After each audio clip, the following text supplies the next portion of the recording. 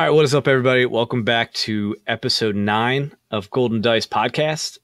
I have good news in terms of our buddy Tommy. He had his first kid on Monday, but obviously great news for him. But the bad part would be potentially that we now have to deal with Shane on our podcast, as Tommy, is there for his newborn and his wife and stuff like that, and doing some family stuff. So you guys are going to have to stick it out with Shane, and probably the only person that's happy about that is Rebel Gray, is my guess. Yes, thank you, Rebel Gray, for all the support, and thank you to the 1,000 of fans who wrote in and made this happen. Thank you, guys. All of those write-ins were actually your mom. Yes, that is also true. Yes. But yeah, Tommy had his kid on Monday, so congratulations to him, which also makes Shane a uncle now. Yeah, first time uncle. Very exciting. That's awesome. And how was it? Like, I'm assuming you went over their house and got to meet him and everything. Yeah, met him last night. He was actually stuck in the NICU for a little bit with a slight fever, so they were monitoring his temperature for a while. And since it's flu season, they were only letting certain people meet him in the NICU. But yeah, met him last night for the first time. He's got his dad's eyes. He's adorable. That's awesome. Can't wait till I can start training for regionals with him. Yeah, Tommy was whispering some stuff in his ear. He was like, "Oh, scorched earth, 7th Tarkin." And I was like, "Tommy, you gotta slow down, bud." The kid's gonna have nightmares about rolling dice when he grows up. Yep. Okay, but yeah, so congratulations to Tommy. We'll just kind of be make it do without him as he gets adjusted at home, as he gets his paid time off. Of course, we'll have Shane filling in, and potentially any special guests or anybody we get on stuff. We'll roll with it and see how it goes. We'll do my normal recap of Monday night. Shane is still, a bum and doesn't go out to tournaments anymore. I was actually planning on making this one, but then and then Tommy had his kid. Super selfish of my brother. But yeah, really. This Monday, unless he has another kid, I don't know. A Destiny tournament is once a week. You can't have your kid on any 6 other of the days. Come on, any other day. Jeez, selfish guy. Yep. So this was my last Monday night tournament before the regional this Saturday in Maryland. So I brought Sabine Ezra again. And of course, as mentioned last week, I've been doing write-ups for I Rebel and kind of go in a little bit more in depth of, what the deck list was and the matchups and stuff like that and where I'm at with the deck. This will actually be my last week writing it for Constructed. And then next week, I'm going to do a draft, and then I'm going to take a break from writing that. So if you guys have been following along with those will come to a halt in about a week or two. I enjoyed writing them, but they just kind of became too much. And without regionals to prep for, I was kind of, I'll start bringing some weird decks that people probably don't really want to read about. And it kind of gives me a little bit of time off and some breathing space from Destiny. I might play some X-Wing a little bit. Either way, that is over on I Rebel for you guys to check out. And I brought Sabine Ezra again, and we had 9 people, I think, which brought us to 4 rounds of Swiss. And I ended up going 3-1, which is pretty good. And first round was against Sabine Yoda, which was interesting. I was a little worried about because I actually haven't done a lot of mirror matches with Sabine, especially against Yoda. And that is something I've often wondered, is if Yoda is a better partner for Sabine than Ezra. And I think both have their ups and downs. Of course, Yoda gives you access to blue, so Force Illusion, and then those trick plays with Force Speed. You can even put Concentrate in there for even more quick action stuff. But I wasn't sure. And this game, of course, it's only 1 sample size, so that is extremely small and not showing over the grand scheme of things. But I pretty handedly won that game. I think he had a misplay, which he realized at the end. He had a double focus on Yoda, a 4-speed special, and Sabine's dice in the pool, and the hidden blaster showing a +2. So, of course, he could have 4-speed, double focused into, 8 damage on my Sabine. But instead, he double focused and took 3 resources. And I think he was just trying to further his board state a little bit. But I think in a Sabine mirror match, it's whatever Sabine dies first, that person's probably going to lose if they lost their Sabine. So I think you just got to go all aggro as much as you can in that deck and try to stay ahead. Because generally, whoever gets to roll out and do Never Tell Me the Odds first is probably going to win that game too. Yeah, I mean, killing your Sabine is going to further his board state. I mean, he's going to keep his characters on his board. Yeah, exactly. So I think that was a misplay on him, and he realized that afterwards. Gotcha. And we talked about it a little bit and kind of what he was thinking and stuff. And I think in that moment, you just got to do the 8 damage. 8 damage is a lot. I only have 3 health left on Sabine at that point, unless I play a second chance or anything like that. First action, next turn, you just roll out and probably kill my Sabine. You'll probably do 3 damage. So yeah, I think that was a win, more down to a misplay rather than overall perception of the 2 decks. Second round was 7th Boba, and he is new to the deck. I think this might have been his first time playing with it. So a little bit of inexperience with that. And I think I killed his Seven Sister super early. Like, I think I did 5 damage the first round, 5 damage the second round. And so she was off the board, and that game was over in 5 minutes. So probably the quickest game of the night. And then we ended up even playing a second game just because we had so much time. I played Yoda Hondo, and then he got frustrated with that too, which was really funny. So yeah, so 2-0 at this point. And then I get paired with Cody, who we mentioned before is a good player, a member of the Hyperloops Discord, and he's been playing OTK. So he knows that matchup pretty well. And I think OTK has a pretty good matchup against Sabine. Sabine, of course, can just roll out and destroy. But if that doesn't happen by round 2, then you're going to be in some big trouble. And he's protecting Seven Sister a little bit more than Boba might be protecting Seven Sister. And he has stuff like Probe in there to get rid of my hyperspace jump or never tell him the odds, which can be extremely frustrating to happen. And it usually ends up happening. Cody still got my number with my Sabine deck and his OTK. So this didn't end up going well for me, losing that one. So I dropped to 2-1. And then last round, I play another OTK deck. And he just, for the life of him, could not roll damage to match up with his Maul Saber. I think one round he maybe did 6, but he Price of Failure twice. He Night Sister rerolled like 3 or 4 times. Wow. And, he, with all that, he still only did like 6 to 10 damage. So yeah, that's a pretty bad round for 2 Price of Failures. Yeah, and readying the sister that many times. Like a few times he wasn't rolling well, so he just took 2 shields and kind of got whatever and then rolled back in hoping to get it again. Yeah. But it was really unlucky on his part. I still think I would have ended up having it simply because I had second chances in my hand. I had stuff I would have been able to play if I saw him roll damage or anything like that. But he didn't see either of his Rise Against too. They were 2 of the bottom 5 cards, but it kind of evened out because my bottom 2 cards were both Never Tell Me the Odds. So wow. That's crazy. Yeah, super interesting matchup where 2 key cards that we needed were at the bottom. But it's weird. Like, Cody's a really good player, and he's an OTK that I haven't been able to beat. But generally, I beat this OTK deck, and in the Artificery Online tournament, I've beaten an OTK deck. So it's weird. And even in practice with Tommy, I'm 1-1 against the OTK deck when Tommy's playing it. So it's weird. I feel like I have a half decent matchup, but if things generally go right, it'll probably be in the OTK's favor. Yeah, it's a tough deck. I mean, which makes me nervous. They both can go off like crazy fast. So I really feel like you're playing with fire on both sides. More so, I think, obviously the OTK deck plays with fire as in like walking that tightrope, but sometimes you just roll in Sabine and you have Ezra's 2+ floating there. Personally you're playing Ezra, but other people are playing Yoda. But when that 2+ is floating there and you roll in and you're just like, oh, here's 8 damage, or I think we played a game where you killed Talzin turn 1, and I'm like, I think we're done here. Scoop up the deck. So it can just happen if you get that on turn 1. If you just blast off, Seven Sister or Night Sister on turn 1, that's going to be the game. Oh, that was a great game when I one-shotted Talzin. Yeah. Probably my favorite. Probably the shortest game I've ever played. That's how you get quick testing in. You just kill all my characters really instantly. Well, the best too is because you and I both know as soon as that happened how unlikely. Like, I had the +2 on Ezra, and then I rolled the 3 and the 2 on Sabine, and then the +2 on the Hidden Blaster, right up to 9. And I was just dying because I knew how unlikely that was. Yeah, with your ambush, without the rerolls, without anything. It's just like, all right, bye, Talzin. So that was great. Fun game, 10 out of 10. Would recommend. Oh, yeah. Hey, I mean, it's going to happen sometime. Yeah, exactly. You never know. And I struggle with, at times, if I have 7 damage showing in that OTK matchup, part of me wants to just kill the Night Sister, which I don't think is an awful move, but part of me wants to just blow Seven Sister off the board. And it's like tough because I feel like in Cody's matchup, if I did first round, I just blew the Night Sister off the board, which of course lowers his damage output. But the next round, he was at, 4 or 5. Like, I did a crazy amount of, like, he already did 2 damage to the Night Sister. So I put 5 into her, and I put like 3 or 4 more into the Seven Sister. So I rolled really well that first turn.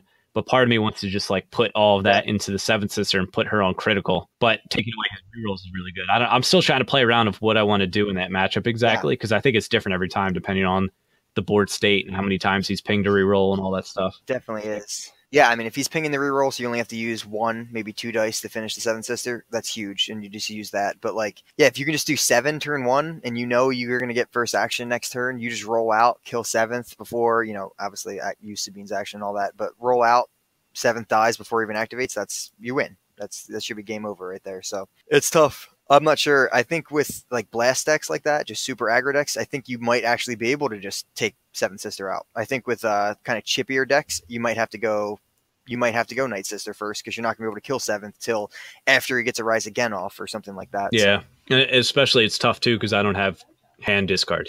I'm not able to take away those plays that he's gonna make. He's gonna make them regardless. There's nothing I can do about it. Yeah, there's not much in yellow hero that you can fit into Sabine Ezra. I know we were looking at our deck list or your deck list for that, and really the only thing you could try to fit in is Friends in Low, but that's 2 slots, and Sabine Ezra doesn't have that many slots to give up. Yeah, it's like I'm trying to find spots for either 2 scruffy looking nerf herders or 2 Friends in Low. So it's right. Definitely something I'm still playing around with, and we'll see what I end up with. But I have been testing just in case and seeing how I feel about stuff. I've been testing Tommy's and Joe's deck a little bit, trying out that Tarkin 7 Sister Life, and it's pretty good. Yeah, it's a fun deck too. And again, I think it's like I've had a pretty good matchup. I mean, Tommy and Joe could listen to this and disagree with me, but I felt like I had a good matchup against Tarkin 7 Sister with Sabine, simply because I could blow them out a little bit. And with Tarkin's indirect, I was able to put it on Ezra a little bit more, so Sabine wasn't taking damage. And once I got those Never Tell Me the Odds play off, there was just really no stopping it. And especially like Easy Pickings is a good card against them. And of course, I'm running that too. And I've got Hyperspace Jump and just different stuff. And of course, they're good enough players to know that they have to disrupt me and kind of get around that stuff. But I still felt like I had a good matchup against that. So that's my kind of worries. Do I bring Tarkin 7 Sister, who's good, pretty good against OTK in our testing so far, or stick with Sabine, and which has a good matchup against a lot of stuff, but struggles a little bit against OTK. Yeah, it's tough, man. It's so all over the place. Like you're going to face everything most likely. You're going to face one of each. So it's like, what are you most comfortable with? I think it comes down to. Oh, absolutely. And I'm just indecisive in general. So it's not me trying to find of course I want to bring the best deck that's going to give me the best chances of winning, but I'm not just going to pick the last one that won a regional. It's more me just knowing that every deck is viable, and it's like, what one will be the best? What is everybody gonna be running, and stuff like that. So it's super stressful for me, but I'll figure it out. I've got Friday to test a little bit more. I have one day. Yeah, I mean that's me for regional. Of course, next week we'll breaking that down a little bit more, and my matchups, who I played against, and how I fared and stuff like that. So hopefully I'll be able to bring home a Matt and a Thrawn. I never care about winning all that much. I'm more of just like, I want all the sweet gear. Yeah, and that Worlds gear is nice. Very nice. That just came out earlier which today. I got into, crazily enough. Fun. Yeah, it's I was so excited because I didn't get in the lottery, which I think I might have mentioned last week.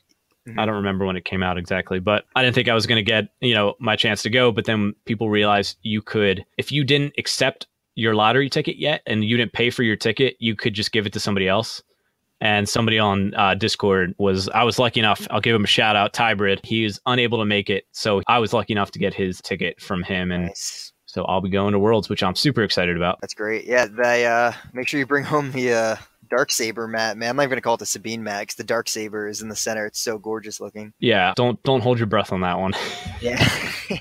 But I mean, I'm just hoping that I make it to like day 2. That's like my biggest goal. Yeah, their store out there is really cool too. So you'll just have a blast checking it out. Yeah, the worst part about it is that I'll be staying with Joe. So that is Yep. And Joe will probably win, and then you have to have Joe on the podcast, and no one wants that. Oh, absolutely. We're trying to stay away from it. Like, as much as we try to stay away from you, you're at least, a nice guy sometimes. Joe's just the worst. Mm-hmm, mm-hmm. Yeah, so I'm going to Worlds. I'm super excited about that. If you guys are going there too, just let me know. I'd love to do a draft pod or, a standard or trilogy pod. I'll be bringing both decks and my Rivals kit. So I'll be ready to roll, and I'd love to meet anybody that's out there and just talk to them about Destiny. And also too, for this Saturday, anybody going to Maryland, I'll be wearing my gold shirt that has our logo on it. So I'll be there looking like a loser with my shirt on. It's a nice shirt. Yeah. Yeah, it's not bad, but those just came in. So I'm excited to go down and wear that and hopefully do better than 9th place so I can rub it in Tommy's face. That's what life's about. Exactly. But all right, so moving on from standard talk a little bit, Shane and I and 5 other people, we had 7, right? We did a draft. Yeah, so it stinks we had 7 and stinks we had a bye, but it was just, we weren't able to find an 8th. You don't want to kick anybody out. Of course, we had 2 new players, right? We were at 8, but then somebody it was actually our friend Brian. He brought one of his friends, future roommate, and Brian was testing with him and playing a few games just so he got used to the game and, wasn't completely clueless at draft, but he actually didn't enjoy the game that much that he was just like, yeah, I'm not drafting. So we went down to 7, which stinks. It was a lot of good time. We had 2 players who were brand new to Destiny and got to try it out. So we all had some extra draft kits and stuff. And my hot streak of draft continues on 3-0. Does. My first round, I actually absolutely smashed it with a bye. So I started out strong with 1-0. My list was Tarkin, Ketsu, and Battle Droid. And Tarkin was actually, I was worried because I wasn't going to have a lot of dice, but everything he rolled I liked, simply because he had focus, he had discard, and he had indirect. And it was like, I didn't mind discarding you because, you know, if I got the few good cards you had, it really would slow down the opponent. And focusing my other dice into damage was usually good because, as we know, mitigation is a little bit limited in draft formats. So it is. I ended up beating Shane in round 2, which was great.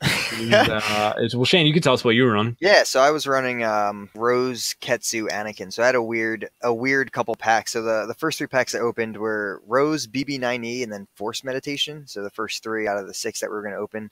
And I think I agree with Jack in a lot of things, thinking about how you want to run Rainbow ideally, and you want to draft one character that's under a certain amount of points. So drafting like an under 9-point character or something lets you fit in either Anakin or Lobot with Ketsu.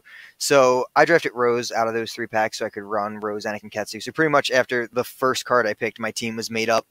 Except when I opened my 3 packs, I almost actually made like a sudden switch. My second of batch of 3 packs was a Canto Bite, a Battle Droid, and I think a Clone Trooper. And I almost took the Battle Droid because then I could have switched to Jawa, Battle Droid, Rose, and then Anakin. Or I guess Lobot, but that would be just red and gray. So I was like, oh, I could do a 4-wide in draft, which would be fun. And shout out to Brian, who did actually run a pretty funny 4-wide. But I stuck with the 3-wide. So yeah, my first game was against a new guy, Christian. It was really tight at the beginning, but there's a couple turns where there's just a huge damage swing from my side, and I ended up taking out like 1 or 2 characters pretty quick. And he actually had a huge damage swing back too and took out Anakin, but at that point it was just too late. So I just kept the pressure on, kept playing upgrades. And then, yeah, we're at game 2, which is where I played Jack, which was just it didn't even, that's what I think I said after we played it. It didn't even feel like a draft game. There were so many turns where it was like, I had so many big decisions, like, all right, can I play this to remove like these 2 dice? All right, I have to do that here, but like, oh, he still has this. And it was just, there's so many like intricate decisions. It wasn't as cut and dry as some draft games where you're just kind of going like, all right, obviously I'm going to play this. I'm going to roll out. If he has removal, he does. If not, I'm resolving damage. Like there was twists, there was turns, and even how you won the game was crazy. I was about to say, anybody that's curious of how I won, he had like, you had 5 health left. You had 4 dice in the pool. I was praying you were going to roll in your Fang Fighter. You did. And then I played Scorched Earth for the win. Yeah. And what was it? Tarkin had like 3 health left himself. Like it was just absurd. It was so close. Yeah, it was super close. And and that same turn, you had rolled out your like Fang and Arc, because you were doing like a Archangel combo, rolling the Fang at the same time. And I had like Rose and Anakin left, and your Arc rolled the 3, and the Arc rolled the 2 and the Fang rolled the 3. And I was like, I into the garbage chute that turn. I was like, oh my gosh, this is crazy. Rolled out like a jacked Anakin, felt great about myself. Rolled in the Fang Fighter, Scorched Earth. I was like, no, Tommy would be so happy right now. Yeah, it was funny because I did end up going with like that support vehicle, like sweet. Because I got, my first 3 packs, I got Resistance Bomber. So that was probably the best thing I had. I don't even remember what else I had. It was nothing too good. Like I think I got maybe a BT, or not a BT, excuse me. I got the BB9E Resistance Bomber and something else, but it just wasn't impressing. I went with the Resistance Bomber, which if I could get that out, that just cranks out damage. Yeah, then I had the Resistance Bomber. I had the Fang Fighter, of course. I had BT. I had the Archangel. So I was actually going pretty fast with my stuff, and all my dice were staying in the pool. Like I really didn't play many upgrades. So it was just really nice and made Tarkin's ability easier when I consistently had, 4 to 5 dice on the table, even after characters died. For sure. And then my game 3 was actually against, and you can talk about your game 3 to finish that off, but my game 3 was against Carrie, Jack's lady friend. She was also running Tarkin, which was just weird. So we opened a box and then 6 packs. So our box was pretty awful. It was Tarkin, Speeder Tank, Grand Moff, Zeb's Rifle, Saul, and then Obi's Lightsaber. But out of those 6 other packs, a second Tarkin came out. So I had to play 2 Tarkins in a row. She was playing... Could you imagine if somebody ran Elite Tarkin? 16 points. It'd be absurd. Oh, man. Yeah, she was playing, Ayla, Jawa, Tarkin, and I just got so much removal that game. I had like 3 outnumbers, and I killed the Jawa fast. So I was just outnumbering the whole game. It was just, I felt bad for her. It was definitely a negative play experience a bit. It was every dice was getting removed. Yeah, I can imagine that. Yeah, my last game was against, as you mentioned, Brian, who ran a 4-wide deck, and he had Jar Jar, Jawa, the Clone Trooper, and Talzin. And it just seemed like nobody knew how to play play against Jar Jar, looking at the earlier games, and in my opinion, I think first action you just got to roll Jar Jar out. You don't really want to bank on being able to reroll his dice because they could hit something nice, and then he could instantly resolve it without you being able to respond. Or he could also make you reroll all of your dice, which would feel really bad if you had some good damage showing. So every action first round, I basically made him roll out Jar Jar. I really wasn't too concerned about any of his sides. Yeah. Money wasn't too much of an issue, so if he disrupted me, I didn't care. If he had a discard, it really wasn't too big of a deal. And like one indirect, who cares about that really? Yeah, exactly. So basically make him roll at first action every turn. And that just made it easier for me to just kind of play around him. I blew Talzin off the board. And from there, it was just sweeping up. I really didn't have too much of an issue once you know how to play with Jar Jar and kind of get your opponent's Jar Jar not to bother you as much as they would hope. Yeah, I was proud of Brian for his first draft experience with us, or the one before this at least. It was very rough. He did not have a good time at all. Played 3 different decks each round. He changed every time. He had like a million legendaries that he wasn't even using. But yeah, I think he drafted a lot better. I sat next to him. I was watching. We were kind of just we were just having fun. We weren't taking it super seriously, so we were talking about each pick and stuff. And I think he drafted well. I think the only thing is that he probably had too many characters. Like just playing a 4-wide's cool, but like when you don't have big damage sides, like instead of me taking that battle droid that turn, I took the Canto Bite, so that adds another huge weapon into my deck. Well, that's 3 out of the 4 of his characters he drafted. You know what I mean? Yeah, so that's exactly. You're generally only getting 6 dice cards, and if 4 of them are characters, you're gonna struggle a little bit. And it's like you have a lot of health, yeah, that's great, but then other people probably have better upgrades than you and can kind of pump out damage a little bit quicker. So yeah, you want a high health pool, but you don't want to sacrifice upgrades or supports in favor of that necessarily. Yeah, in games he won, he probably saw the the rivals kit upgrades quickly, turn 1, turn 2, and then got those out as quick as he could. But yeah, I still think you did pretty good. Good job, Brian, coming in second. Proud of you. You didn't rage this time, so very nice. Yeah, he got there. But yeah, draft was great. I think for me, my most clutch card was that's a tough. Like Tarkin was just awesome. Like he really did a lot. Like I just kind of drafted him because I wanted to try him in draft. Right. I wasn't too concerned with trying to build the best draft deck since we had, like I said, 2 new players, and if I got paired with them, I didn't want to just run them over with something that would have been a negative play experience for 2 new players. So I tried Tarkin, and I was like, he's good, but I don't know how good. What makes him good is his power action and abusing that. I don't know how good that'll be, and he ended up being pretty sweet for that. But I actually think having the Archangel on my team made me so much better. I mean, every die side on that was awesome. Whether I was taking shields, it was speeding me up with the Fang Fighter. I actually never got the Resistance Bomber out, but I got BT out, and I think I actually won my game against Brian by just rolling out the BT because he had 1 health left. Wow. Yeah, so I mean, just speeding everything up like that with all those supports was just really good, and it came in super clutch how I was just trying to play the game. I just had a bunch of weird interactions, so I like to try to learn from draft as best I could. That's what I've been playing Hearthstone since like beta, and I've played a decent amount of ladder, or whatever you want to call it, or competitive or ranked, whatever. I think they call it ranked now, but yeah, I played a decent amount of ladder. I've ended pretty high, close to legend a few times, but I play a ton of arena. And if anyone knows Hearthstone at all, in arena you play, if you lose 3 times, you're out. So it's like baseball, but you can win up to 12 games. So the whole point of it is to try to stay in as long as you can, win as many games as you can. But every time I do arena, the card pool in Hearthstone is humongous. So every time I would do arena, I would just learn some weird interaction between 2 cards that I hadn't thought about, or just interactions of something that's maybe good, maybe funny. And I have a few of those that I saw today. So the first actually came from Christian, which was funny. He put 2 delves in his deck because he drafted a speeder. Oh, tank. yes. And this was his first draft. This was his first Destiny. Yeah. He played a little bit Magic before, but I remember that was my buy when you were playing him. So I was watching that whole game, and he was kind of asking me for advice. And there was like at one point he had 2 delves in his hand, and he was trying to pitch to reroll to get damage. I was like, yeah, I mean, you might as well pitch both of them. I don't really know what you're going to do. He's like, no, I have something. So me, as an innocent bystander, I was able to pick up his deck and look through it.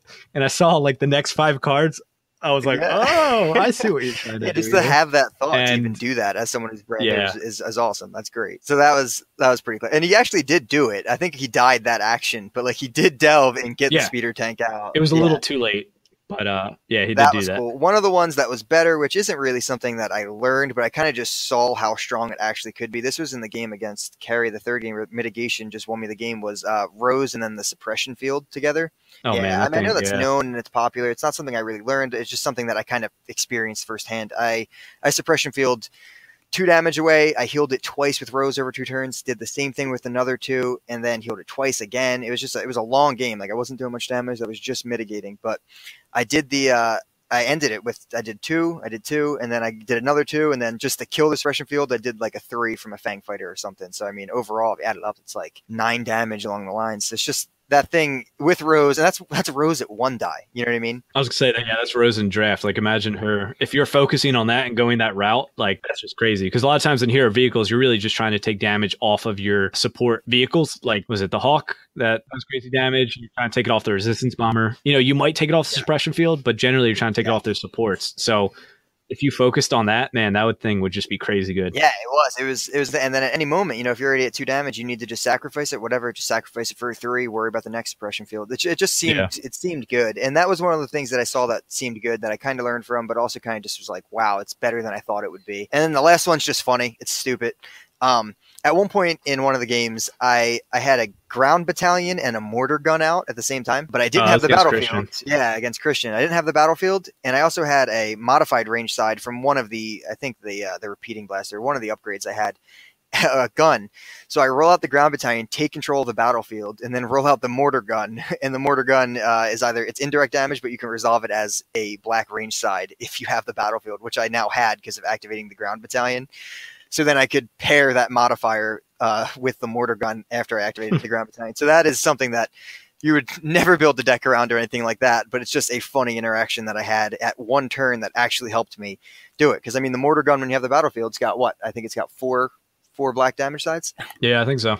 So it's just, that's one of the funnier interactions that I saw. So I like to take something from draft and try to learn from it, you know? I got to witness that, and that was pretty good. And something like ground battalion, it's kind of like a shame because it has potential. I mean, like having the battlefield, especially in red, and if you're playing hero red and constructed, you know, that puts dug in online. I mean, dug in's neutral, but that puts like defensive position online. And it's like a lot of these cards, it could really help you consistently have regardless of how slow you are. But for 4 cost, I don't really know what deck is going to be playing that. It's a high cost thing. And it's got a good ability, but I wouldn't say it's damage size or anything crazy or something to write home about. It's just its ability is pretty good, but I'm not going to pay 4 for that. Down to the ability, you know, if he didn't have that ability, its damage side would have to get buffed. Just comparing other things at 4 cost, it's just not the same. Yeah. And then if you're running villain, you could just play lockdown anyways. With 2 red characters, take control of the battlefield. Yeah, it's tough. It's definitely got me thinking. I'm like, you know, my mind churns about the dumbest cards ever. I'll stay awake at night because I'm like, oh my god, ground battalion. Yeah. Yeah, but I mean, that's what I love about draft is that it brings out cards that you don't normally play. Like, I haven't played with BT yet. I hadn't played with Archangel yet, but it kind of made me realize how powerful it was to activate 3 supports at a time. Yeah. Especially 2 powerful ones. Like Fang Fighter's really good, and of course BT is really good. So I was definitely happy with that combo, and it makes me want to try some type of Afro build, which I have been wanting to do with some type of vehicles and droids, but I know droids aren't quite there yet because there's not enough of them. A few different Afro builds with partnership and Archangel on my phone that haven't been able to make the Jankku Jankyard yet, but they're trying. They're in there. I mean, Archangeling in something like Afro, you know, partnershiping in an Archangel, rolling into other supports. God forbid the character that you partnershiped had lead by example, so you get a 4th support in, and then you get an additional action. It's just the combo's endless, but it's just I don't know if it's there yet. I'm still tweaking. Yeah, the things that you think of, man. It's just whatever, fun. Dude. Yeah, I think she just needs a few more droids, and we mentioned that before. Like if 000 comes out, you know, next expansion, which I hope he does, and he probably should. Could be weird if he didn't. Yep. But hopefully he comes out and he's like a really good droid that kind of bumps Afra up to that next level. Yeah, right now you don't have a ton of options. BT is fantastic. And the droid commandos for 3 from the 2-player starter deck are very underappreciated with 3 black damage sides. But other than that, you're not sitting at anything crazy. Yeah, and that's 4 cards, BT being unique. And I wouldn't say any of them are game changers. You know, they're good cards, but you're not gonna change the flow of a game potentially with just those 2 supports out. Yeah, it's right now her ability is a kind of like a support ability where if it happens, it's nice, but it's hard to build around. Now, if she was hero, I think she'd be a little bit more legit. Like playing the new R2-D2 or C-3PO for free, that would be so awesome. Free Chopper. Oh, Chopper, yeah. Whew, that'd be crazy. Heroes got good droids. Heroes always had good droids, right? I mean, they're the whole reason Episode 4 even happened, because they made it to Tatooine. So, of course, makes sense why they got good droids. And if we had Eric Wainwright on here, he would tell us that BB-8's a good droid. He would. I mean, draft was awesome. I just loved it. And the fact we had some new players. Of course, it's a little tough in their first few games, but I actually had them come over about a half hour early, and we played a starter set game. which was good for them to experience and just kind of play around with. And it was really cool to kind of facilitate that. And it's cool seeing people chuck dice and enjoy the game. Yeah, I love doing like what you're doing. Exactly. Just trying to host a draft once a month. It's expensive. So, and I know we get decent deals, but you don't want to be forking out, $40-$30 a month if you don't have to, but just, getting new players in every month or so and trying to get people in, trying to play some games with your friends, but also just kind of, especially in regional seasoning, I'm sure it's nice. Just everyone's kind of calming down and being like, all right, let's have some fun with Destiny again. Yeah. I really cannot wait for that. And that's part of on me too. Like I know I've been playing Sabine. I've been playing Boba 7th. I've been playing OTK and trying all these decks just to get some reps in with them and against them. And it's like burned me out. Friday will be my last day doing that. I really want to try some like more casual decks that I have in mind. I want to go back and play some Qui-Gon a little bit. Yeah. But I can't do it just yet because I got a regional this Saturday and then I got Worlds coming up. So I'll probably take like a break for a week or two and then get back to getting ready for Worlds. Yeah, that's going to be the biggest difference between me and Tommy. I'm going to try to bring some knowledge each week and, try to talk like I know what I'm talking about. And I've played a lot of Destiny, but I get burnt out so fast with decks. And that's why I'm constantly changing decks because I don't have what he has to grind out 100 games and have a little black book. And like more power to him for having it because that's why he gets decent results. That's why he topped 8 at Gen Con. And that's why he's just good. Decent. Nothing. Yeah, nothing crazy. Average results. But it's not I've missed that as well, going over Joey's house or a friend's house and just sitting down and him busting out like one of the dumbest decks I've ever seen and just laughing about it. That's, can't wait for that after everything settles down. And that's what I have played a few games of Trilogies format, and that has been a little refreshing for me because you're getting back to that basics, especially anybody played in Awakenings, came in at the tail end of it. It's just refreshing, sit down and play with deck, all these new cards, all these new characters. Nobody knows exactly what's best right now. There's a few gatekeeper decks we already know of, like, Mother Talzin and the Stormtroopers. We know some characters are already good, but, knowing what's top right now, I mean, that's completely unknown. Yeah. And that's actually how I got Carrie back into it, actually, because she didn't enjoy Standard because of how many cards there were. It's hard to keep up with. And it was just overwhelming for somebody who plays it casually. It's, however many cards per set. It's a crazy amount. So going back to Trilogies, she was able to just look at, 150, 200 cards, whatever there is, and make a deck out of that and not have to worry about, 3 past sets. Yeah, for sure. And it's like a, brand new world for the taking. Honestly, there's nothing to find there. Like I like Mother Talzin a lot, and I don't know if that deck is really going to be on the top forever. There's so much available to make that you can just mess around with, and there's nothing that's just leading that charge right now. Yeah, it'll be interesting to see. And there's a lot of characters that I just want to play with. I'm going to play with Luke. I want to play with Han. The classical ones. So we'll see what it ends up coming out to be. But Trilogies, that'll also be at Worlds too. So I'll get some practice in before I go there, so I can do a side pod. Luke Finn deck you were playing at the beginning of this, that might not be too bad. Yeah, he might not be awful in Trilogies, but it's a little concerning since I ended up realizing how much better Finn was with Kanan. Yeah, but yeah, that's true. But yeah, so any final thoughts about draft? Other than me just suggesting or encouraging you guys that if you have not tried it, get out and try it. Go to a tournament or go to your friend's house and get 4 of you guys, buy a box, and have fun. It's a lot of fun. Definitely my favorite game mode from pretty much any game. But yeah, I'm having a blast with it. So I've been enjoying doing it at your house every month. So I appreciate you for having me over. Yeah, of course. And I encourage anybody that's doing it too. Like, do it to support your local scene too. Like, if you get the best 6 legendaries in that box and you end up winning, but you already have 4 out of the 6 of them, and those 4 one of the 4 happens to be Yoda, don't take the Yoda. Pass on that. Kind of help the community grow. And that's what I like too about our drafts is, I came in first. My first pick was a pirate speeder tank because I only had 1. You jerk. And that's what Shane wanted too. So I guess Yeah, exactly. But just grow the community. It'll be better in the long run. People will enjoy it more. I still think Snake Draft is kind of the most fair in a sense, a competitive sense, I guess. But it makes people not hate draft a little bit or just draft legendaries. I don't know. It's all around better if you do Snake Draft, but with that unspoken word of you're not going to take a legendary that you already have 2 of. Yeah, for sure. It's funny. Once we get down 2 in rares, I will draft like 2 or 3 rares and then be like, all right, whoever needs them, I'm passing the rest of the time. I don't need any of this stuff. Yeah. Do we need a 20th, E11 blaster? No.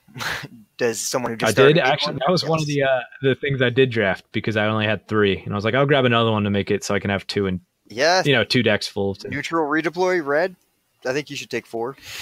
Yeah, exactly. And I forget what else I got. I got a battle droid and something else too. Yeah, battle Oh, droids. I think I grabbed the ETA interceptor or something because I only had one. Yeah, battle droids are a hot commodity though, so do not blame you for that. Dude, Team Covenant was selling them for $2 like a few weeks ago. That's It's crazy. Steal. Yeah, I grabbed a few of them and then I grabbed this battle droid. So I'm ready to roll and add them to my team. Love it.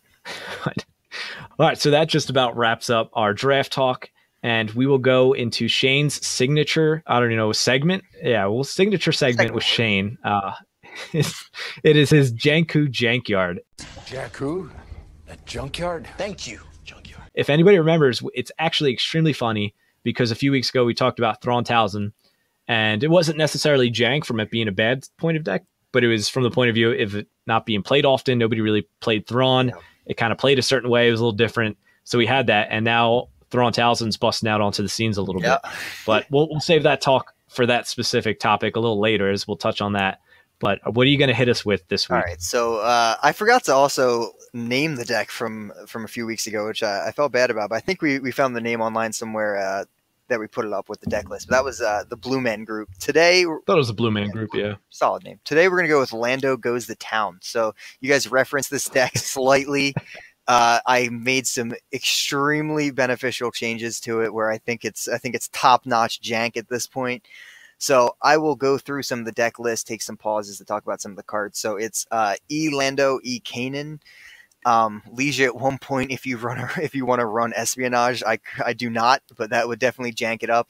The deck list is Rebel War Room, so that's Resolve a Dice, ignoring its modifier or its paid cost side or its resource cost. 2 supports, 1 chopper, 1 R2D2. Upgrades, we have 2 Cutter Vibro Axes, 2 Force Illusions, 1 Maz's Goggles, 1 with the Force, 1 Raised Lightsaber, 1 Stun Baton, 2 Vibro Cutlass, 2 Vibro Knife, 1 Zeb Bow Rifle.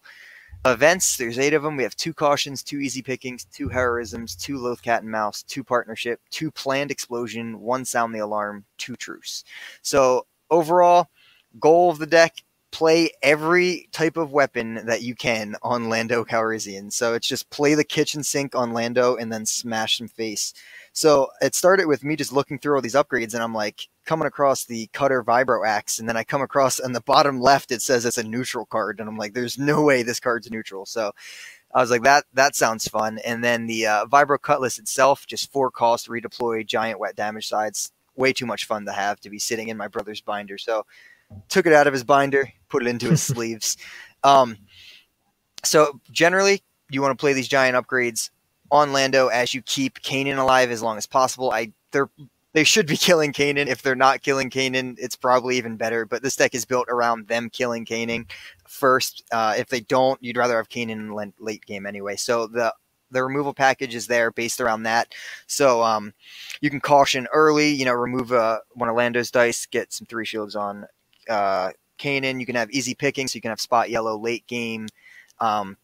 Essentially, Heroism moves some damage over for free. It's also really cheap. So Caution, Heroism, Loath Cat and Mouse, Sound the Alarm, all 0 cost removal because you need to save the money so you can play every upgrade you possibly can.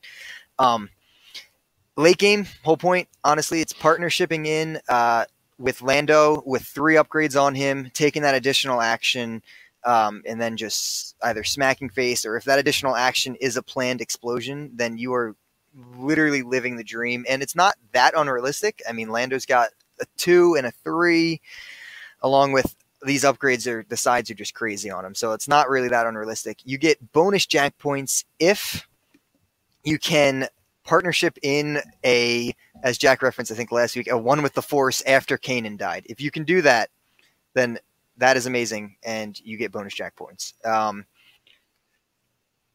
It's literally a play I never thought I would see in my entire Destiny career, but here we are watching Shane play, and he partnerships with a 1 with the Force. But yeah, so generally it really was just a play anything deck. Like, just play every upgrade you can. And there's a little write-up I have. We'll post the deck list on Golden Dice's Star Wars Destiny DB. But I talk about there's so many options that you can play around with, so I don't think this is anywhere near optimized. I also don't think you even can optimize a deck like this, but you can change your melee options however you want. You can do 2 stun batons since you're swimming in money and just try to remove dice. You can throw in a Master of the Council if you really want to try to, make Kanan live a little bit longer and put 2 on there. You could put Second Chance in, because if they are killing Lando second, you can overwrite into that Second Chance. I just don't know if losing an upgrade is really going to it's just going to make the game last longer, but probably not win it for you. But you could try Second Chance. I tried it a few games with that. So yeah, overall, play crazy upgrades, remove all their shields with the Cutter Vibro Axe, make money, and then just plan explosion someone's face in. I think the worst part about this segment, about this deck, is that now I feel like I have to do a TTS gameplay video of it. He does. I hate it so much. Like, at least the Thrawn 1000 one was like a half decent deck. Yep. This, I don't even want to think about it. Just try it, man. It's powerful.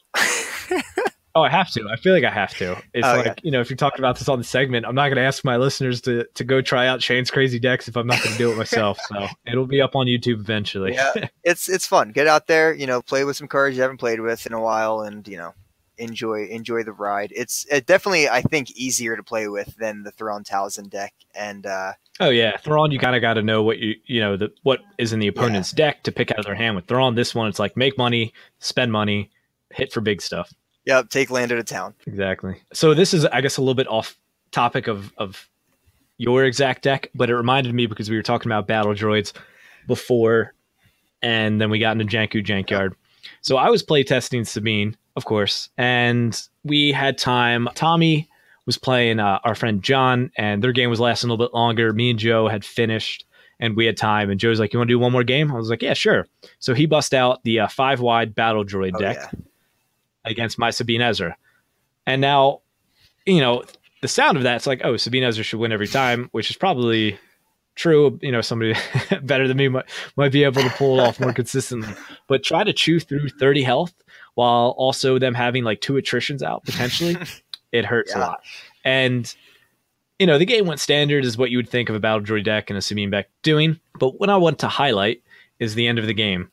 So at this point, I'm trying to spread damage out because I'm trying to not have the single attrition that he has out. I'm not trying to get pinged with that because I have just 2 health left on Sabine. And I was trying to dig for my second chances, which I had not seen yet. So I claim we're at my battlefield. I draw a card and I get a resource. So I have second chance in my hand, and I'm going into the round with, I don't remember if I had Maz's Vault out or not, but either way, I was going into the round with 3 resources. He has already exhausted his characters. He can't do any damage. I'm feeling pretty safe. But he has a attrition out, he has aftermath out, he has 1 resource, and I don't know, maybe 3 cards in his hand. I claim he best defense, kills one of them, does a damage to me, gets a resource because a character died. So now Sabine has 1 health left. And then he best defense a second time, kills that battle droid, gets a resource, and kills Sabine, and he has 1 battle droid left. And I was like, this is awful. I can't believe I just lost to this in the way that I did, to a double best defense attrition kill. Jack misspoke. It was not awful. It was amazing, is what Jack meant to say. That is absolutely fantastic. In that moment, I almost retired. You probably should have. That's absolutely insane. Joe, take my Destiny collection. I don't want it anymore. Oh my gosh, man. That does not get much better than that right there. I mean, that is... Yeah, but that was... On top of thinking partnership with One with Force would be one of the things I never thought I would see. Yeah. Also losing to battle droids by getting double best defense with attrition out is something that I thought I would never see. Yeah. The fact that you couldn't even kill his battle droids. He's like, you know what? I'll just do it myself. Kills his own battle droids. Oh, and the worst part is that he needed like aftermath out. Like if not, he would have only been able to do 1. Yeah. Like he got the resource to play it again by killing his own character too. Quality. Kudos, Joe. So that was awful. And that's the Jankku Jankyard. Do you have any final thoughts about that before we move on? No, just good luck with that one. If you were expecting a deck that was as put together as the last one, you're not gonna have that. But play it, and it'll be surprisingly more put together than you think. But at the same time, you're gonna lose some games. Yeah, I'm gonna hate it, but it's just the way it is. I mean, if you don't misplay so bad on TTS this week, you don't get super greedy with the Thrawn 1000. Oh yeah, yeah. Anybody that didn't watch for the Thrawn 1000 game, I was playing Hero Vehicles, and he had 2 blanks on Y-Wings, and I had It Will All Be on Mine in my hand. But he had, I don't know, an ETA Interceptor, I think, left to roll out. Yeah, something like so I was like, he's going to roll that out and then pitch to reroll, because why would you pitch to reroll before that? And what does he do? He pitches a reroll, and they both roll into like a 2 range and a 2 disrupt or something like that. I was like, of course. Like an I got 2 8 damage swing, man. Would have been so nice. You would have lived the dream. Yeah. That was like a 45-minute game, though. That was crazy. He was playing Hero Vehicles, and he was playing it slow, so it took a little bit longer than I would have liked. Yeah, it was fun playing Thrawn Townsend. Cool. So that does it for Jankku Jankyard. You can expect a video up whenever I feel like demoralizing myself after regionals and playing that deck. But moving on, talk of regionals. Quick recap. We won't go through top 8 too much or anything like that. I'll just say what is won. Boba 7th won the North Dakota regional, and that took 1 and 2 there, actually. The Ely Ayla Padawan, Eric Wainwright, again, won Oklahoma. So that is more credit to him. That is 2 regional wins in Legacies lifetime that he has won with that Ayla Padawan deck, which is absolutely crazy. And he definitely beat 1 OTK. He might have beaten 2 with that deck, which is insanely crazy to think about. So props to him for doing that. We have Elite Kylo 2, Elite Mother won a German regional. I don't know exactly where. And then Hero Vehicles won the New Zealand Nationals. So that's kind of the recap from this past weekend and what we had in there. So we're going to take a peek at, as we usually do, the top decks. And we did the Ayla Padawan one all the way back in one of our early episodes because that came out right after he won. And that had to be early January. I believe so, yeah. Because that was the Dallas one. And that was before Legacies was officially released. But that event place that was hosting it decided to make it legal. As the Senate would say, he would make it legal.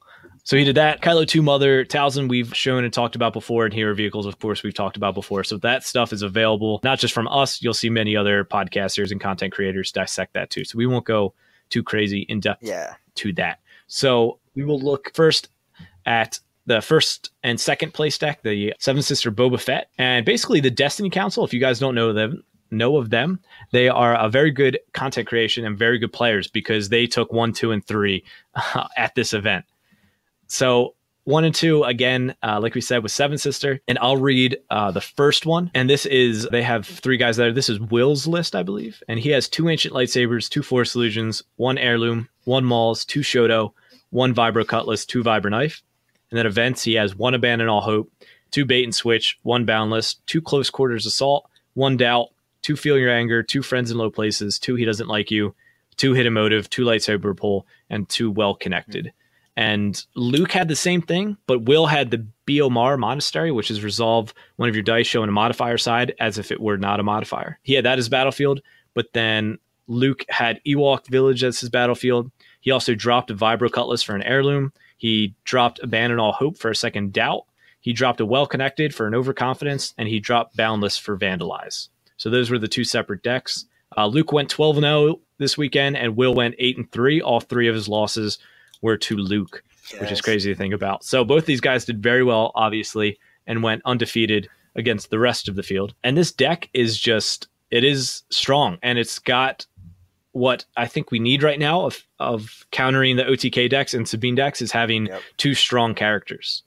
Like Obi Maz, a lot of times, you know, if Obi goes down, there's not much they're going to be able to do with just Maz, and Sabine can pick off those decks where they just have one big target, as compared to something like this where both Seven Sister and Boba Fett can pull their weight with the damage that they're doing.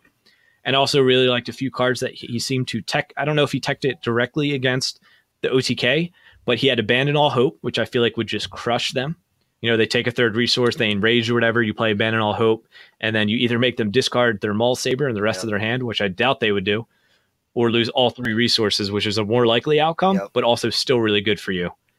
So that's a great way to start off a match against them. And then they also had Close Quarters Assault, which is a great way to discard their hand. And as we mentioned before, OTK, you want to discard their hand. So these are great things for them to have. And I really like this deck list. I mean, Bait and Switch, giving that to Blue, giving that to the Maul's lightsaber, to the Heirloom lightsaber is pretty crazy. So overall, I like this deck list. In fact, it has 2 heavy hitter characters. I think gives it a pretty good chance going forward in the meta. Yeah, it's a cool deck, and I like Close Quarters Assault a lot against OTK, and I like Close Quarters Assault a lot in general since Awakenings. It's a cool card, but I think it wasn't as amazing back in the day against decks. A lot of times decks are just playing their upgrades, playing the cards that they needed out of those 5 that they drew first, second action. You can't play Close Quarters Assault first, second action. You need to roll out, you need to get your melee side showing, then you need to hit them hard with that. But OTK sits on their hand. They sit on their hand. They wait for their combo to be out there. They wait for everything that they need, all the clocks aligned, everything is perfect. Then they start comboing. They boundless into a bunch more cards. They get the rerolls. But even just limiting rerolls in that deck, you're just hitting a boundless, hitting a price of failure, destroys. Just really hurts them. Could you imagine them boundlessing and then you do close quarters assault for like 3 or 4 cards? Oh my gosh, that's the dream. Yeah, it's insane. It's such a good counter, and I just think in general, I think OTK is a really good deck, and I think it's extremely powerful. I think there is a learning curve for other people to learn how to play against it and tech in discard cards. Like, I mean, I took the route of I'm going to tech in Thrawn as one of my characters, and that was 17. What's 17 points? Yeah, 17 points of my list is going to be based. But no, Thrawn's got his own purpose. He's great against that, but he's also great against a lot of different things. But obviously, close quarters assault, great tech in. Friends in low, solid tech in.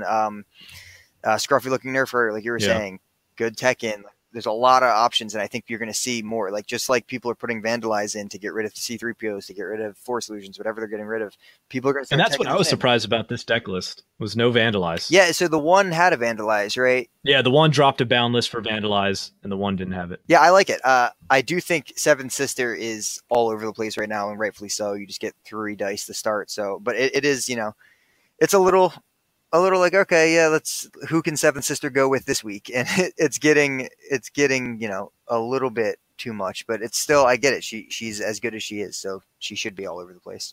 Well, I have a few decks built, and I only have 2 Seventh Sisters, and I have the 4 decks built that I will most likely bring to regionals. She's in 3 of them.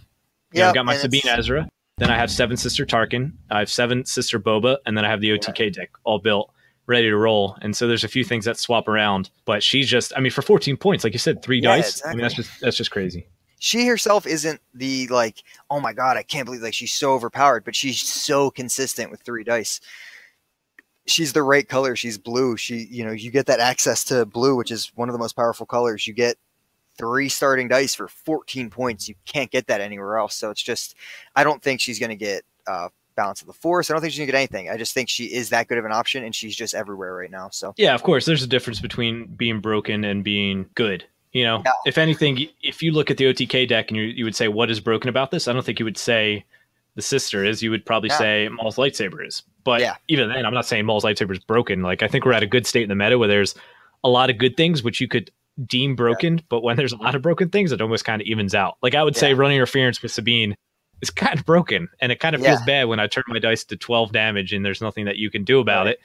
But when you can reactivate and throw in Maul's lightsaber 3 or 4 times around, that's also and it could be somewhere around 12 damage just from that die. It's hard to pair that modified side, but with her adding a Seeker Droid every time, not only is it 3 dice to start, but it's a dice every time she activates. So that's why Maul's lightsaber is where it's at right now, and that's why this deck is a thing. This deck's based around quick hitting, 2 lightsaber pulls and a Maul's lightsaber. They're trying to find it, and they're trying to hit quick. And it's an aggro deck. It's a good deck. It can hit you in the face really quick, and you can not expect it. And that's why these 2 guys, Luke and Will, did really well. Yeah, it's awesome. And these are really good players. Of course, Destiny Councils, all 3 of them are very good. And with that, we will look at Thrawn Towson.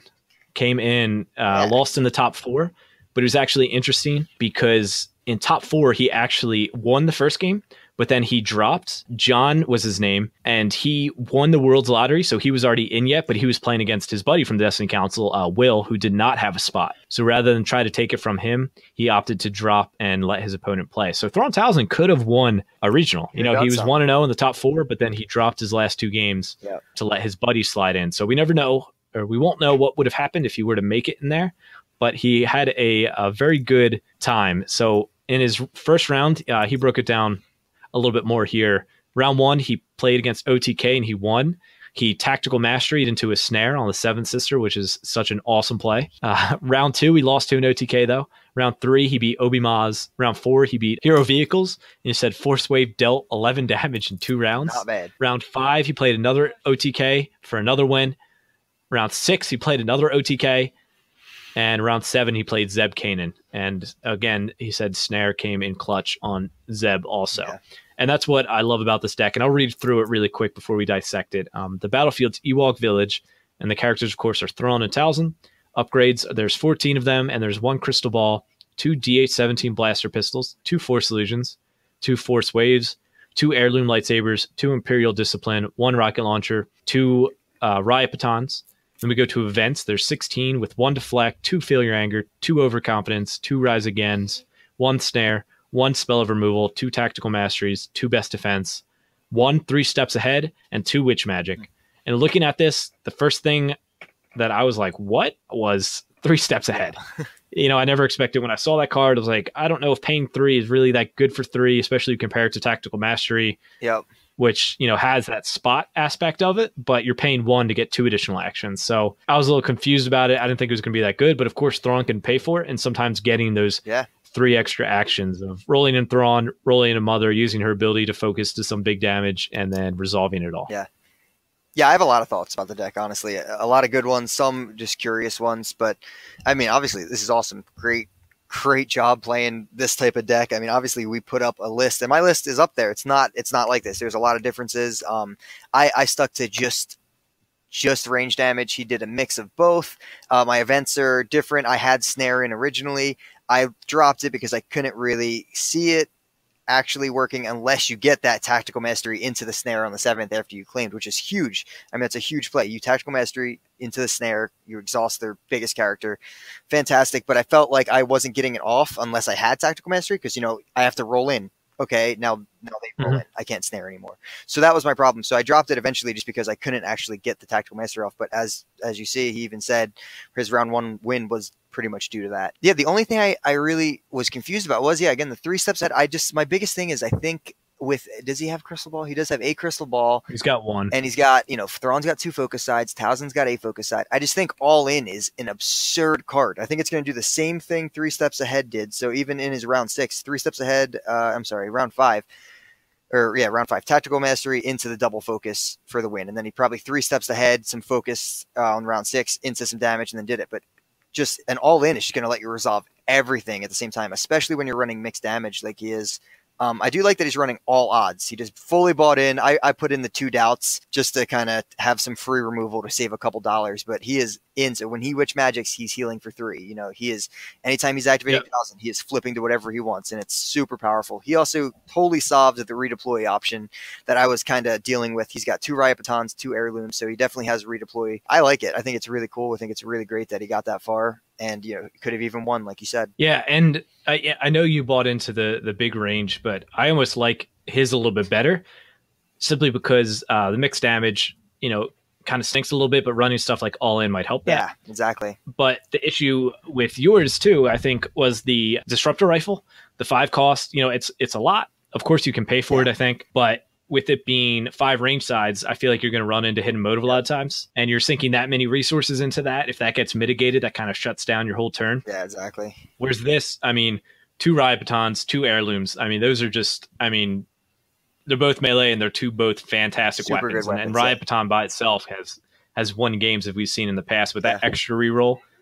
And if you don't get it, then you could just focus with Towson if she's out there. So it is mixed damage, but I like it a lot, simply because of how powerful both of those 2 melee weapons are. Even Force Wave's cool in that. You can afford it all the time, so you're just going to be blasting people. It's definitely cool. I like it. Yeah, again, I don't have a problem with the mixed damage. I just think that All In would be a solid inclusion. He probably tested it, I'm sure. He knew what he was doing, so he probably took it out for something or put something in over it at some point. But yeah, I like it. It's a cool deck, man. Yeah, super awesome when we see a character like Thrawn poking his head in again. We haven't seen him since Thrawn on Car, and everybody hated him in that part because it was an oppressive deck and you felt like you could do nothing. And where this is, it's not oppressive, but it does stink getting cards taken out of your hand, but it's definitely not oppressive. Yeah, and you got the Rebels season finale coming up, so it's always nice seeing Thrawn pop his head back up around that time. Dude, I can't, don't get me started, man. This past half season has been 11 out of 10 every episode. It has been fantastic. If you do not watch Rebels, I just recorded an episode with Mr. Chip at Star Wars Destiny Center. Mr. Chip is from Discard to Reroll. And both Star Wars Destiny Center and I, Julian's his name, started talking about, some Mandalorians and some Clone Wars and Rebel stuff. And Mr. Chip was just like, what? What? And so I tried to convince him a little bit, but I don't think he's going to bite on that. But any listeners, if you haven't seen Clone Wars or Rebels, definitely go watch them. Yeah. Because they are Clone Wars is on fantastic. Netflix, so check it out. Yeah, Clone Wars still on Netflix. Sadly, Rebels isn't. I don't think it'll ever will be, because Disney's probably going to make their own Netflix type stuff. You're welcome, Disney, for the free PR. God. Yeah, you're welcome. Well, checks in the mail, right? Yeah, it's coming. So yeah, that wraps up that, congratulations to all the winners and Destiny Council for having such a great showing with being 3 of the top 4. That's fantastic for you guys, and especially with a little bit different decks. I mean, we know Seven Sister Boba was a good deck, and it showed itself a lot in Miami, but for it to go out and place 1 and 2 is awesome, and Thrawn Towson, of course, to be in the top 4 is extremely awesome. Yeah, lastly, I mean, we're just going to mention that I'm going to Maryland this weekend, and I've alluded to it a little bit before. I'm not exactly sure what I'm running. Sabine Ezra is definitely what I'm most comfortable with. I'm an indecisive guy at times about what I want to run and what I'm feeling, because the last thing I want to do is bring Sabine and everybody's running OTK, but the last thing I want to do is bring, I don't know, Boba. I mean, I don't know how Boba Seven Sister goes against Mill, but I don't want to bring that and go against Mill where Sabine's like an auto win against Mill almost. But Friday, Brian's coming over. Shane maybe might come over, putting you on the spot on the podcast so everybody can yell at you if you don't come. Yeah, yeah, but I'm going to be playing like Lando Kanan. I'm not going to be any help. No, you heard. I got like 10 decks made, so you're good to go. Oh, okay, good. I'll be curious. So we'll get some last minute testing in there and kind of see how stuff goes. But Sabine Ezra is definitely where I'm leaning right now, but I like it a lot. We got our Golden Dice shirts in, so I'll be wearing that. If you guys see me out there at Maryland, definitely come up, say hi. I'd love to talk to you guys. Yep. But yeah, I'm ready to be done with regional a little bit and just take a breather. Might try some X-Wing. If Legion was out already, I'd play that, but sadly it is not. So we'll see what happens, but I'm excited to get there. This will be the biggest Destiny tournament yet, right? I've only done store championships, and I've never played Magic or Yu-Gi or anything like that at a competitive level, so this will be my first experience. I'm excited about that. Yeah, nervous, of course, though. I want to do well because I'm a competitive guy, but we'll see what happens. Yeah, and Tommy dropped the ball, so. Yeah, I mean, I've been doing well in the Artificery tournament. I'm 6-0 in that right now, and Artificery is also doing like a Padawan tournament, but I just got paired with El Rathian, who's a extremely good player, so he's probably going to kick my butt, and that'll be that. But yeah, so Sabine Ezra's done well for me, but we'll see how it goes. See if she decides to treat me well on Saturday if I bring her. Cool. That just about does it for us. Any final thoughts from you, Shane? Yeah, I will not be in Maryland. I am on the Discord we have as Twin Sons. So if you're on our Discord, stop by, say hi, tell me you tried out Lando. If you're going to Maryland, good luck. And if you're still waiting to hear back from the Worlds raffle, or you're not sure if you're going to be able to make it, also good luck. And I hope you can, because that surprise support is very nice.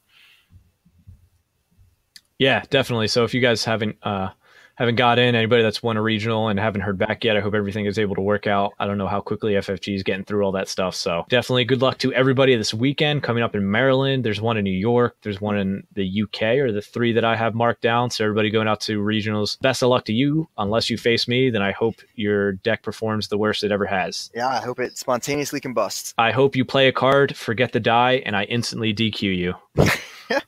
Yeah, just about. Yeah, but thanks for letting me fill in for Tommy. If you guys instantly turned the podcast off when you heard my voice, I do not blame you. I probably would have done the same thing. But if you didn't and you stuck around this long, I appreciate it. And I'll see you again soon. And I'll be filling in for Tommy whenever needed. So we'll be having Shane around. And I'm looking to try to get more guests on here just to spice it up. And that's not a Tommy dropping out any type thing, or just because we have Shane. It's been something I've been wanting to do anyways. So hopefully we'll be able to get some... if Joe wins, I think he has to come on, right? Does anybody want that? I don't think so. I think if Joe wins, he has to come on. I agree. Joe, if you win this weekend, I will have you on. But Maryland's looking like... stacked. Originally, people were saying it was going to be like 30 or 40 people. I don't really know where that numbers came from. I think people were basing off the Facebook invitation, and why you would ever base an event off Facebook's invitation is beyond me. Right now, it's looking 75. So it might be as big or bigger than Booton, the one in New Jersey. Awesome. We're getting a little over an hour here, so I'll wrap up because Shane and I could talk forever probably. If you are looking for more content from us, of course, we're on Facebook. We are on Twitter also. We are on YouTube. We are on iTunes and Google Play. And you can find just ways to interact with us. I'm also on Discord, and I'm just Jack-GDP. You can reach out to me. I'm in the Artificery. I'm in the Hyperloops. I'm in the Knights of Ren, Double Blanks. So I'm around. Feel free to say hi, or ask me about how bad Shane's deck is. And with that, I will catch you guys next time.